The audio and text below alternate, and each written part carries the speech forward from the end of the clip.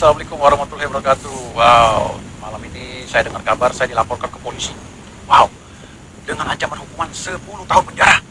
Hah, lama banget. 10 tahun penjara. Oh my god. Gue dilaporin sama orang-orang. Ada beberapa wanita juga. Oke. Nggak apa-apa, nggak apa-apa. Itu hak kalian ya. Kalian bilang saya menyebarkan berita bohong dan lain-lain. Itu hak kalian. Oke? Tapi yang perlu kalian ingat bahwa saya sekarang bertindak atas nama organisasi dukun dan para dukun.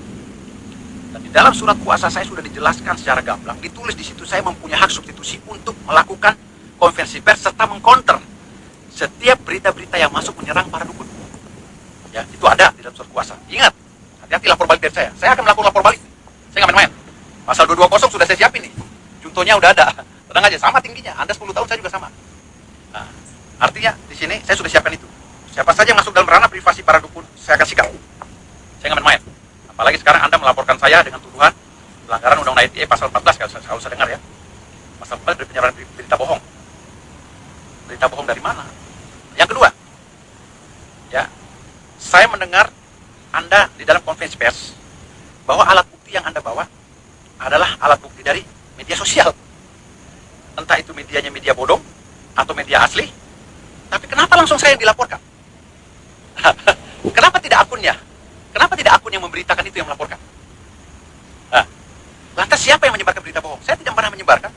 Saya berbicara begitu selalu di depan media. Saya selalu berbicara tentang itu selalu di depan media. Gitu. Kalaupun tidak di media, saya berbicara di media pribadi yang dilapisi oleh Undang-Undang Nomor 18 Tahun 2003 tentang advokat. Saya mempunyai hak imun untuk menjaga hak profesi daripada hak hukum daripada klien saya. Saat itu saya sedang menjawab semua pertanyaan dan serangan-serangan netizen maupun dari kubu Masih Radifal yang menyerang para dukun yang saya bela ini. Nah, Anda sebagai pemirsa cukup nonton aja statement-statement saya. Gitu. Lantas Anda bilang saya melecehkan agama atau menghina agama atau melakukan pemberitaan bohong karena tidak percaya syahadat itu tidak percaya apa? Syahadatnya batal apabila tidak percaya dukun. Anda tidak tahu bahasa saya. Bahasa saya di dalam beberapa konferensi pers saya, ya, itu saya selalu bilang, yang tidak percaya adanya dukun, bukan percaya dengan dukun ya. Mungkin ada beberapa video saya yang bilang bahwa yang tidak percaya pada dukun itu syahadatnya batal. Mungkin ada juga beberapa video saya dan ada juga beberapa video saya yang tidak percaya tentang adanya dukun. Analogi saya, ya, yang tidak percaya akan adanya dukun karena dukun ini sudah di stigma negatif oleh rombongan Marcel Redival. Analogi saya adalah dukun yang melakukan hal-hal supranatural atau hal yang goib. Artinya kita sebagai umat Islam yang telah bersyahadat harus percaya akan adanya itu. Menurut versi saya, menurut keyakinan saya, menurut pemahaman saya. Lantas pemahaman saya tidak boleh dipaksa oleh pemahaman orang lain tentang agama saya Islam. Ya, ini versi saya. Versi saya yang tidak percaya akan supranatural, dukun ya, karena dukun tersigma pada hal-hal yang supranatural. Supranatural berkaitan dengan hal yang goib. Ya, saya bilang syahadatnya bisa batal. Gitu loh. Kenapa bisa batal? Karena di dalam rukun iman kita wajib mempercayai goib, itu wajib. Syarat sahnya sebagai orang Islam. Dan penjabaran itu juga telah saya jabarkan beberapa kali di media sosial. Gitu. Lantas kalaupun salah, lantas kegiatan dukun itu melakukan hal yang goib atau hal supranatural dianggap salah. Karena menurut pandangan yang lain misalnya, pandangan itu dianggapnya goib itu hanya Allah. Ya mau diluruskan, bukan melaporkan saya. Kalau melaporkan saya artinya sudah cari gara-gara sama saya akan lapor balik. Ingat, ya. Yang ketiga, omongan itu di media sosial, ya, digunting-gunting, dipotong-potong sehingga tidak utuh, dijadikan barang bukti atau alat bukti. Ini melanggar pasal 5 ayat 4 tentang keabsahan alat bukti. Ya, ingat, hati-hati Anda. Anda bawa alat bukti, ya, tetapi hasil dari nyolong atau ngambil dari potongan-potongan, hati-hati. Saya sikat Anda. Nggak main-main. Saya lapor balik Anda. Ya, ingat, saya punya hak imun, saya punya surat kuasa. Adapun gaya saya selengan begini, ya wajar lah. Pengacara itu banyak karakternya. Waktu di diklat juga kita disuruh mempunyai ciri khas kok. Waktu di diklat pengacara, ya, kita semuanya diarahkan untuk mempunyai ciri khas. Tampil beda. Itu pada saat diklat pengacara yang saya ikuti. Ya, Anda jangan ngatur privasi saya. Mau saya laganya selengean, kayak rambut gondrong, kayak apa, kayak yang penting saya nggak mengganggu orang. Selama saya masih idealis membela klien saya sampai titik darah penghabisan, itulah tugas saya sebagai advokat. Nggak bisa Anda masuk dalam teritorial itu. Nah, yang melaporkan saya malam ini hati-hati nih. Akan saya lapor balik. Saya nggak akan pernah. Saya bilang, saya orangnya nggak pernah mau setengah-setengah kalau bertindak. Ingat, pasal 5 ayat 4 Undang-Undang ITE menyebutkan bahwa ya, alat bukti yang tidak sah tidak bisa dibawa ke persidangan atau dijadikan alat bukti. Hati-hati Anda, hati-hati. Alat bukti Anda dapat dari mana nih? Nah, yang keempat, kalau alat bukti itu Anda ambil dari potongan-potongan media yang telah mewawancara saya, di situ ada Undang-Undang nomor 40 tahun 1999. Ya. Undang-Undang nomor 40 tahun 1999, kita sebagai orang yang ditanya oleh media punya hak jawab, dilindungi oleh pasal 1, pasal 5, pasal 11, pasal 15. Lalu di pasal 3 dan pasal 4, itu ada hak untuk media atau perusahaan media untuk memperbaiki berita itu. Ya, menganulir atau memperbaiki berita atau menghapus berita itu. Ingat Anda, yang harus Anda lakukan harusnya melaporkan akun yang menyebar itu. Lalu yang kedua, yang harus Anda laporkan adalah ya, media yang menyebarkan itu. Tanya kenapa menyebarkan itu? Kenapa tidak di briefing dulu? Itu ada aturan mainnya, Bos. Jangan semerta-merta Anda nih dapat dari media laporin nama saya langsung lagi, nama saya dilaporin. Halo, hati-hati udah bermain di Undang-Undang ITE berkaitan dengan nama saya akan lapor balik. Yang jelas saya akan melakukan lapor balik, nanti pidana umum atau pidana khusus akan saya lihat dulu. Kalau masuk dalam pidana khusus, saya lapor Undang-Undang ITE. Tapi kalau dalam pidana umum, saya akan laporkan pasal 220 untuk pasal berikutnya. Saya tahu pasalnya. Yang ancaman hukumnya berat juga, hati-hati. Jangan main-main sama saya. Saya tanya jawab ya berkaitan dengan syahadatnya batal itu karena media itu menanyakan tanggapan saya terhadap pernyataan Marcel Radival gitu loh. Apa Bang tanggapan Marcel Radival? Saya jawab. Kalau Marcel Radival bisa berbicara begitu, saya juga bisa berbicara begitu. Ada di media ini Marcel Radival ini berbicara. Bentar ya. Jadi tidak semerta-merta saya itu melakukan hal tersebut atas keinginan sendiri. Saya berdasarkan perintah kuasa. Anda harusnya tabayun dulu ke saya, baru laporin saya. Gitu loh. Ini bahasa Marcel Radival yang saya jawab. Dalam Islam sendiri, di agama saya sendiri, dalam Islam menyatakan jika ada seseorang yang mengaku bisa melihat jin atau hal goib secara bentuk aslinya, maka bisa dipastikan dia keluar dari Islam. Nah, bahasa keluar dari Islam inilah, nah syahadat itu harus dipertanyakan lagi. Kiai mau ustaz atau siapapun itu yang ngaku bisa melihat jin itu syahadatnya. Nah, dari pertanyaan inilah mau kiai mau siapapun termasuk dukun yang mengaku melihat jin, ya syahadatnya batal kata Marcel. Itu yang kami bahas jawab, gitu loh. Bahwa dukun ini sering lihat jin, gitu loh. Maka kalau orang nggak percaya dukun, syahadatnya bisa batal kan gitu. Nah ini lingkup dalam surat kuasa. Kecuali saya berbicara di luar konteks surat kuasa, baru saya bisa dipidanakan. Itu pun harus dilihat juga media mana yang menyebarkan. Hati-hati Anda. Ingat ya, Anda telah melakukan kesalahan ini. Hati-hati. Ini lawyernya juga nggak teliti. Kasihan nih. Kasihan banget kliennya. Ini karena ingin pansos mungkin tergesa-gesa melaporkan saya, lalu memaksakan pasal 14 loh, nggak tanggung-tanggung, 10 tahun penjara, gila. Ini berarti niat mau nyelakai saya, dan orang yang ingin menyelakai saya akan saya celakai. Gitu.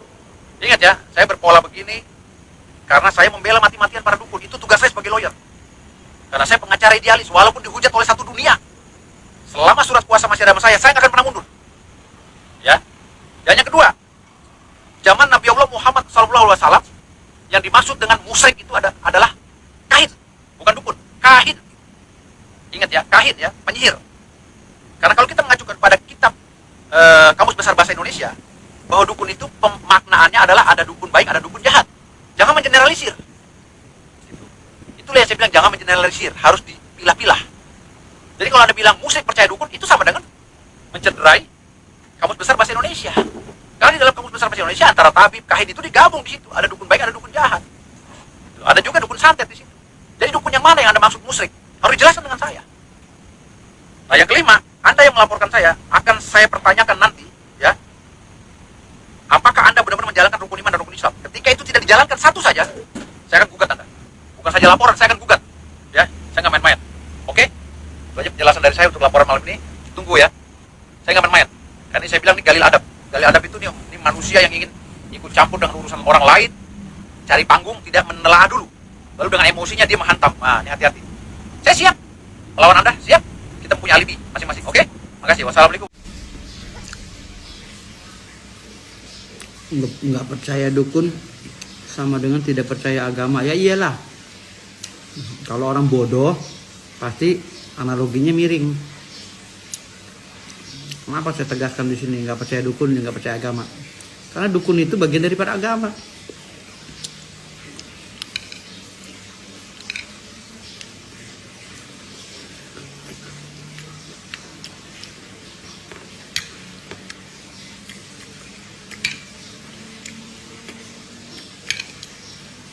khususnya agama Islam.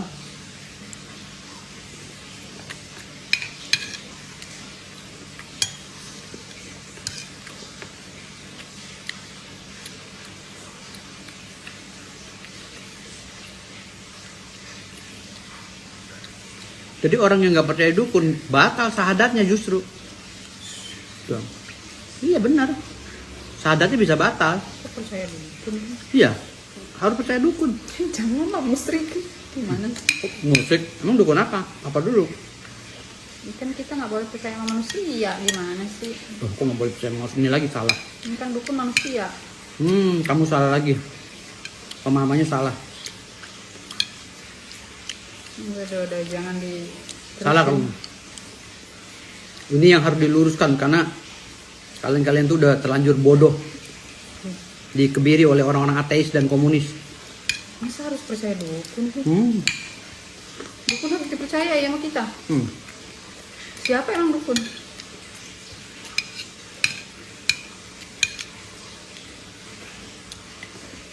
Kita harus percaya adanya dukun. Adanya nggak? Iya, nggak Kita apa-apa. harus percaya dengan dukun, adanya dukun. Kita percaya ada setan, ada jin. Dukunnya ada kan, ada dukun baik, ada dukun. Nah, kamu cerdas. Tapi jangan Loh, percaya. wah, maksudnya. kamu cerdas banget. Harus percayalah. Ngapain Ada percaya sama dukun? kamu berbicara ada dukun jahat, ada dukun baik. Berarti kamu percaya adanya dukun baik dan jahat. Ya, Ayo. ada si dukun mah ada. Mm-mm. Banyak dukun, Dan tapi itu kita percaya. nggak boleh percaya. Kok nggak boleh percaya? Berarti menghindari dong kodrat Maksudnya jangan iradat. percaya sama si dukunnya gitu loh. Adanya dukun mah ada, dukun tuh banyak. Jangan percaya sama dukun yang mana. Apalagi dukun yang Iya, sekarang jangan percaya sama dukun yang mana. Anggap aja kamu ini Marcel Radifa. dukun cabul, Dukun cabul. Iya. Ada nggak dukun cabul yang dilaporin? nggak tahu. Hah? Itu hanya yang korban aja yang. Makanya nggak kamu perlu sedang lapor. beropini. Itulah yang papi bilang. Kamu jangan beropini, jangan ikut bodoh. Ya. Enggak, aku mah nggak boleh. Karena kebodohan kalian itu melebihi daripada kebodohan bebek. Kenapa? Kalah sama dukun. Dukun untuk melapisi dirinya punya akte pendirian. Ahu apa segala. Legalitasnya jelas. Dukun kalau ada masalah pergi ke polisi, nggak pergi ke podcast. Menjelek-jelekan orang. Ngapain datang ke podcast? Tapi kenyataannya kan rombongannya si Marcel perginya ke podcast minta pembelaan. Itu bukan pembelaan, itu mah dia lagi diwawancara. Salah. Harusnya laduk yang berwajib. Masa kelakuannya lebih profesional dukun daripada mereka. Apalagi si dokter Chatli. Aja jangan ngomongin orang. Dokter Richard Lee itu tuh kelakuannya nggak kayak dokter.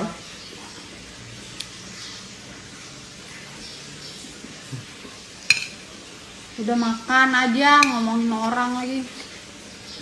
Nggak boleh.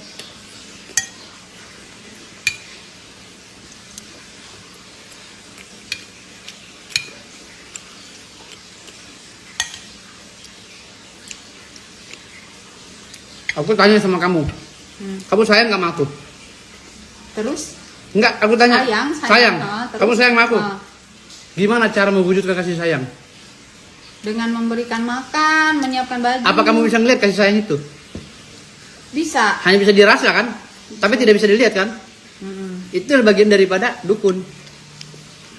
Ya beda lah. Dukun lah. Terus harus percaya gitu kita baru. Oh, kamu percaya? Nggak mau aku mau musik, percaya sama dukun. Oh. Percaya sama adanya Allah. Loh, nah ini yang salah lagi. Pengetahuan dari mana gitu? Kita harus percaya dukun. Kita harus percaya dengan dukun. Dasarnya begitu. Dari mana gitu? Dasarnya dari mana? Ya cari sendirilah. Nanti kalau debatnya udah di tengah orang banyak, ditonton sama orang banyak, baru saya buka. Baru aku buka. Kenapa saya percaya penuh dengan dukun? Loh, gimana sih kamu? Kamu sayang, kamu untuk mewujudkan rasa sayang aja kamu pakai syariat. Dengan ngasih makan aku, masak ya kan? Untuk mewujudkan kasih sayang. Gitu loh. Kalau aku tanya wujud kasih sayangnya apa? Kamu merasa nggak saya kasih sayang? Kamu rasakan.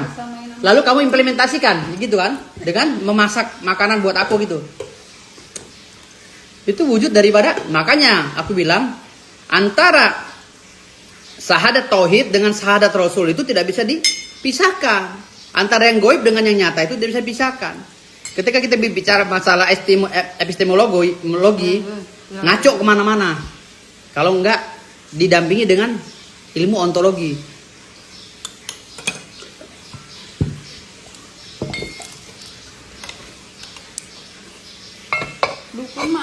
Dukun ada, tapi tidak untuk dipercayai. Waktu kecil, kamu bekal mimpi nggak? Bekal tahu nggak? Kamu bekal jadi orang ratusan miliar gini harta kita?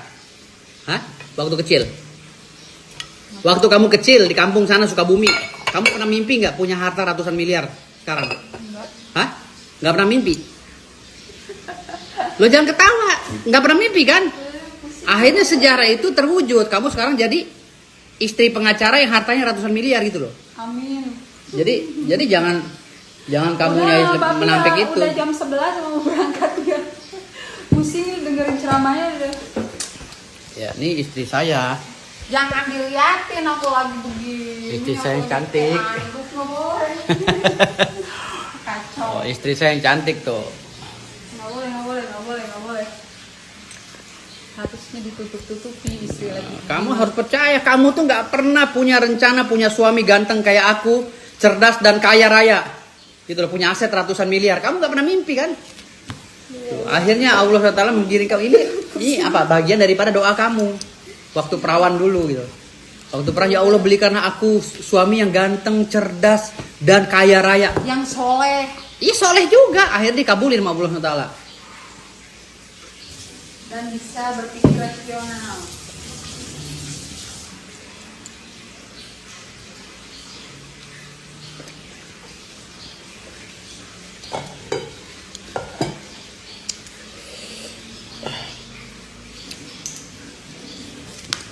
Oke, saya mau pergi dulu ke pengadilan karena mau sidang. Terserah kalian mau bilang sesat mau apa, itu urusan kalian semua, nafsi-nafsi. Karena ini negara Pancasila dan ada 6 agama yang di sini yang mempunyai mekanisme yang berbeda-beda cara beribadahnya. Ingat, jangan terstigma dengan satu agama. Negara Pancasila, semua orang bisa berpendapat. Tapi kita Dan yang terpenting, harus membela. kalian harus percaya sama dukun. Siapa yang datang ke dukun, fasaddaqahu bima yaqul, percaya pada cakap dukun, falam tuqbal lahu salatun arba'ina lailah, tak diterima salatnya 40 hari 40 malam. Hadis yang kedua, man ataka hinan au arrafan, siapa yang datang ke dukun, fasaddaqahu bima yaqul, percaya pada cakap dukun, faqad kafara bima unzila ala Muhammad SAW, maka dia dianggap sudah kafir, ingkar kepada wahyu yang diturunkan kepada Nabi Muhammad SAW.